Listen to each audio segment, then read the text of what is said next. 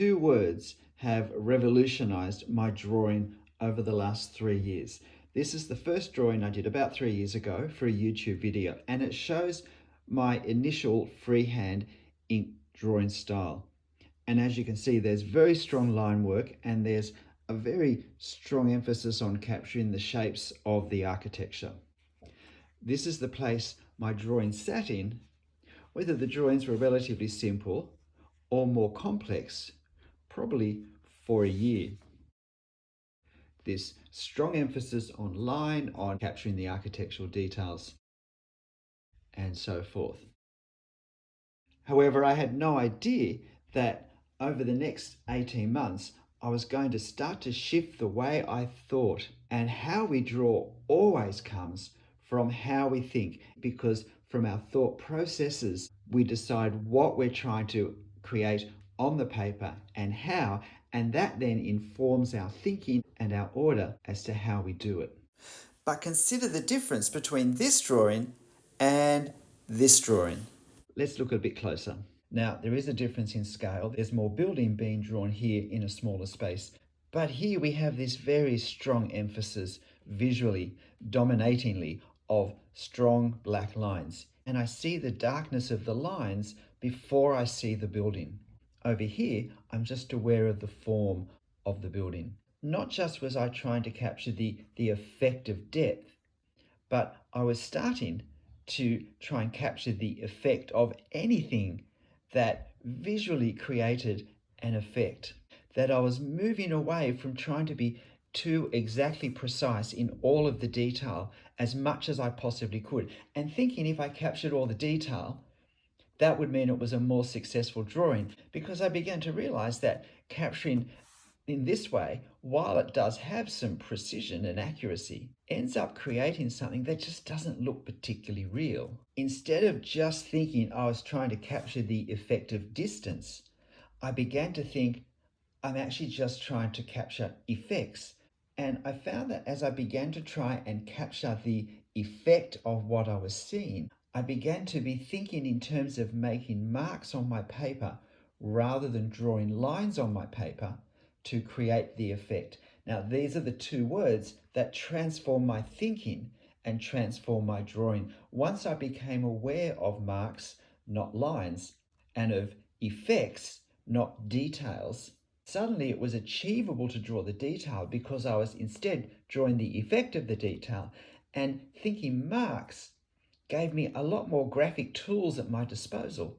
And if it's not clear what I'm saying when I talk about drawing the effect of detail, have a close look at what I've actually drawn here in this rounded broken pediment. Now, at a glance, it looks like I've drawn all these statues in, but I haven't actually drawn them. I've suggested them with, I hope, enough detail, enough marks that they create the effect of what's in the reference. In effect, that looks far more realistic than if I tried to draw everything in the reference. Even if I could, as we move along, I use marks and I try to capture the effect of the architecture with less and less precision. I've stopped drawing the building. I'm capturing perspective angles, I'm capturing foreshortening, I'm capturing shadows to create the effect of what we're seeing. I stopped thinking of drawing with lines. I stopped thinking of trying to draw the detail that I saw. Let me show you how this looks in a range of different subjects, how the translation from photo reference into finished drawing happens. I've saved what I think are the most remarkable examples of this till the end. This is one of my more recent drawings, and I think it's a great example of marks to capture effects. Gone is the heavy-handed line work, and instead we have more sensitive mark making to try and create a particular visual effect, not just to outline a building and elements of architecture.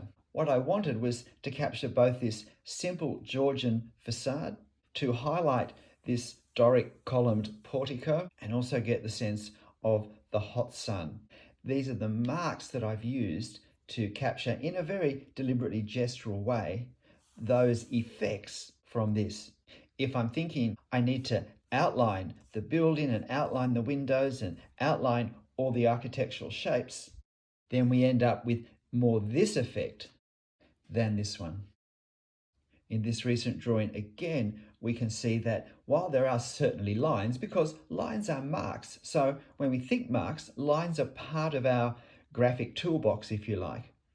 But again, I'm wanting to capture the feeling of all these windows lined up, the dramatic perspective angles, the foreshortening that narrows them as they go along, the changing viewpoint that actually changes what we see in each window, and not getting bogged down with drawing all the exact lines that we need to reflect the architectural detailing, but creating the effect of those lines by simply having enough lines to credibly represent them, and also focusing perhaps on where we have shadows. And then we have this scene also in Ghent where we see drawing the effect of Gothic architecture, trying to put marks, whether they're dots, short lines, curves, little curved lines, or more straight hatching lines, but a whole range of marks drawn quite differently, more heavily to draw attention, lighter and with less detail to let it sit further back in the depth of plane, to create what I think is quite a realistic effect that leaves out most of the actual detail that we see in our reference in 12, 13 minutes drawing. This streetscape, also in Ghent, I think again highlights drawing street scenes using the thinking, the thought process of trying to see the overall visual effect of this scene, and I think also imagining how it would be like if we were here looking at it, having a particular focal point. So I've tried to capture the effect of how it is in life with the marks I've used, with the detail that I've drawn. Because I haven't drawn the detail, I've sought to use marks to create the effect of detail, thinking effects and marks. And this is how this scene, despite having a lot in common with this sort of architecture in lots of ways, because of the shift of my thinking, I'm ironically, in my mind, able to create a greater sense of realism by drawing less exactly what I see here. Imagine how different this would have looked if I tried to draw heavy lines in all these vertical columns and indentations and archways, instead of using marks that better captured the worn and weathered and often irregular surfaces. And the marks that we use and even the direction in which we place them has a very different visual impact, even on the same object in the same conditions. These are the sorts of decisions we have to make when we think of marks and effects. Which ones will best capture what we're trying to create? Just a quick glance at this very old and weathered sandstone structure. Again, how different this drawing would have felt and looked if I'd come in heavily outlining the architectural elements of it. Notice instead of doing lines, I've used short dashed marks to indicate the differences visually on this edge, that some of the parts of the edge are sharper and some are not. I do the same thing on these weathered edges. I haven't drawn a straight line that looks like this was a block of stone recently cut. Instead, I've chosen marks that better capture the effect of my reference. Of these two recent drawings of the Sydney Opera House, this one is by far my preferred one. Now, of course, it is a different view and I think a far more interesting one. What I've done here is I've looked at my reference and I thought, what are the visual effects that I'm seeing of people, of the building? And then what marks can I use to capture that? And I think you'll see quite easily that this section of the Opera House feels closer than this section up here, because there's darker values, there's heavier line work, there's more detail. As gestural as it is, there is still more detail up here than down here. With this crowd, with just maybe 90 seconds work, I was easily able to suggest a dense, thick crowd, I think very realistically in some ways, stretching from the foreground right around alongside the Opera House. With a technique that's heavily focused on lines to outline shapes, how on earth then do we draw a tree? How do we draw foliage?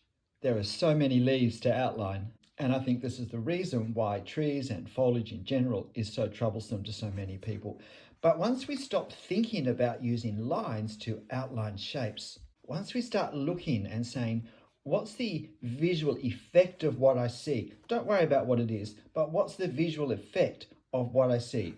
And how can I capture that effect? What marks will let me capture that effect well? Suddenly we can use marks that on their own seemingly have nothing to do with what we're looking at, but together these marks create an effect that captures the feel, the visual feel of what we're seeing. And it works particularly well for trees. And it doesn't matter what sort of tree we're looking at. Notice we don't have a heavy outline around the top of the foliage. Can I say I have a playlist on trees and all things foliage if you're interested. It doesn't matter if it's a relatively complex drawing of a tree or a less complex, or whether it's a very simple form. It doesn't have to be a fluffy leaf canopy tree. It can be any type of tree where thinking marks and capturing the effect of the detail works, in my mind, incredibly well. Notice how there's no heavy outline around the outside of the tree. That would serve the effect of making this look much flatter and two-dimensional. And marks to create effects works incredibly well if the entire scene basically is foliage. It's not just for individual trees. Of course, I didn't start where I finished. I was experimenting my way through this thinking and this technique. This early drawing, I think, is still too heavy-handed, and the marks aren't handled as well as they could be to create a greater sense of differentiation so that we might more clearly understand what we're seeing.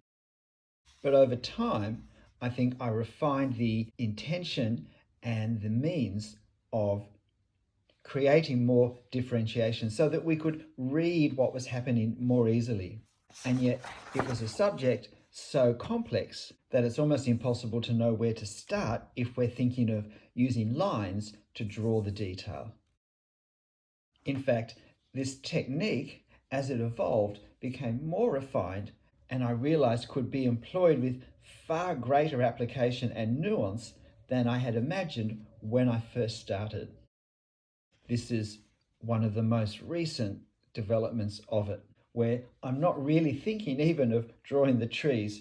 I'm capturing the effect of the light and I'm using marks that, in my mind, on the paper, put together the way they've been put together, capture the effect of the light, and the objects are incidental to that. It's not just for scenes thick with foliage. Thinking marks to create effect lets me draw the grasses, lets me give a sense of distance down the hill, lets me create trees and shrubs, some of which can feel closer and others further away. All the time looking at the subjects and thinking, how can I create this effect with marks? Marks that create the effect of the edges and the clarity and the values that we have. Marks that reflect the form of the underlying structure. All of these things become part of the creative thinking when we think marks to create effect.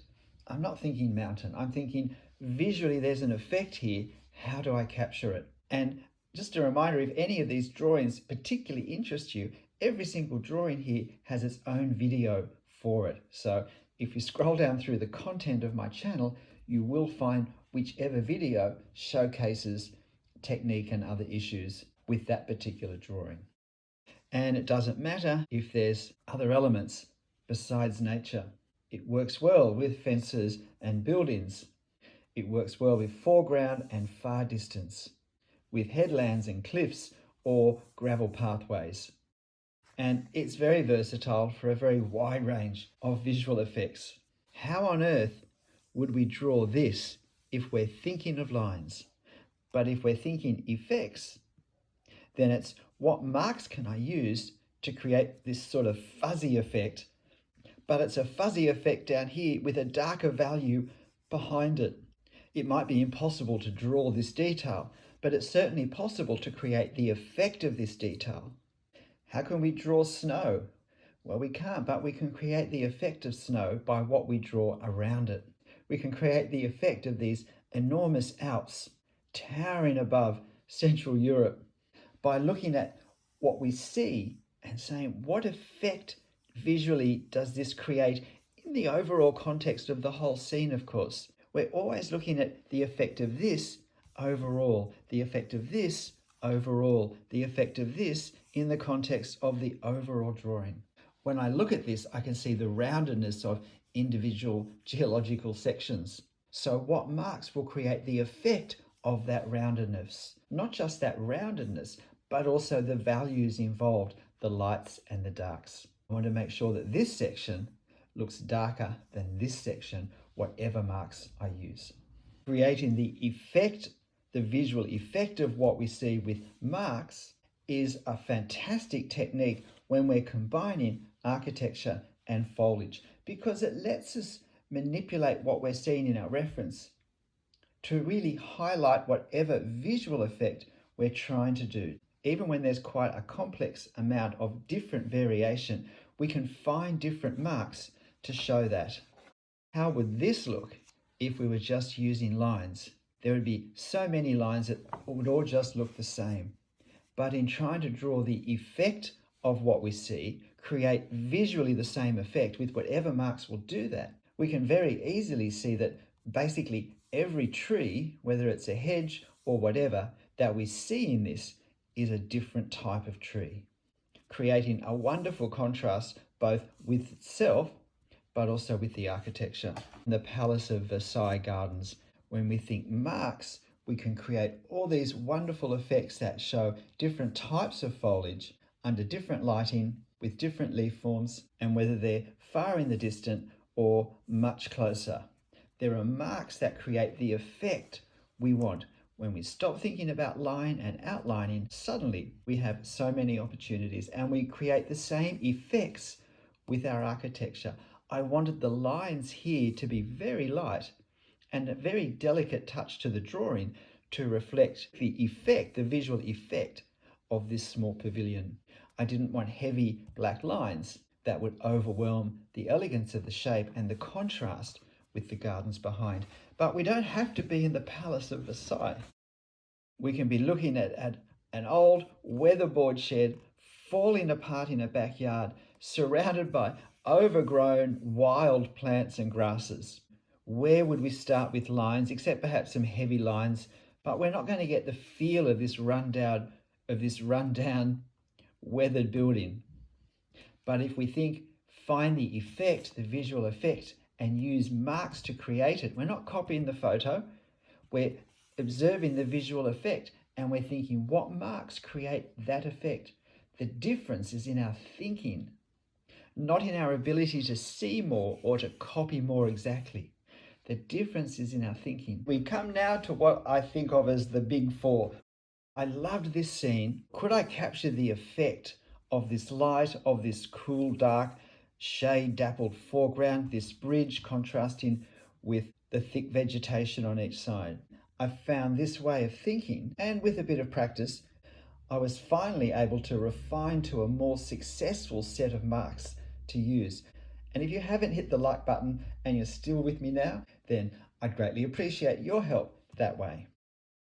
It works very well, I discovered, for the thick, dense summer vegetation in England. The lush profusion of greenery and the wonderful dark shadows that profusion casts on sunny days. We're really looking at the light that we're trying to capture and work out how can we do that? What marks will let that happen? But if we're thinking lines and outlines, how would you even know where to start?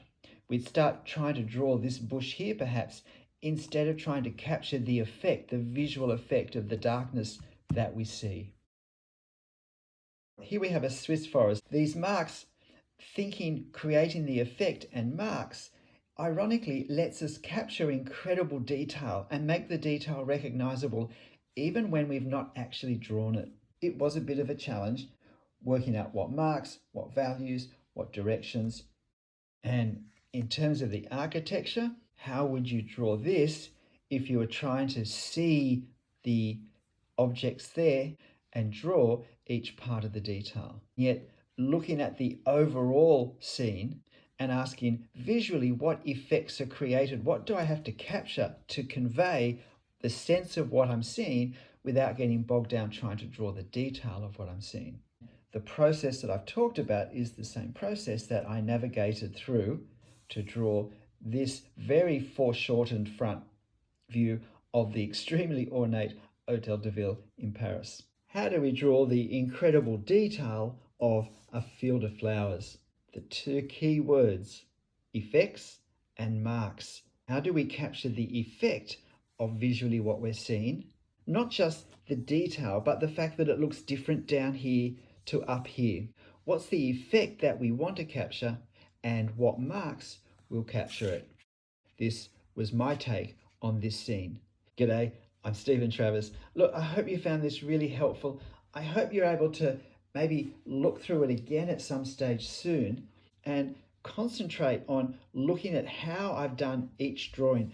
I've included the reference where at all possible so that you could look to see the interpretive, the creative jump I'm making from reference to marks.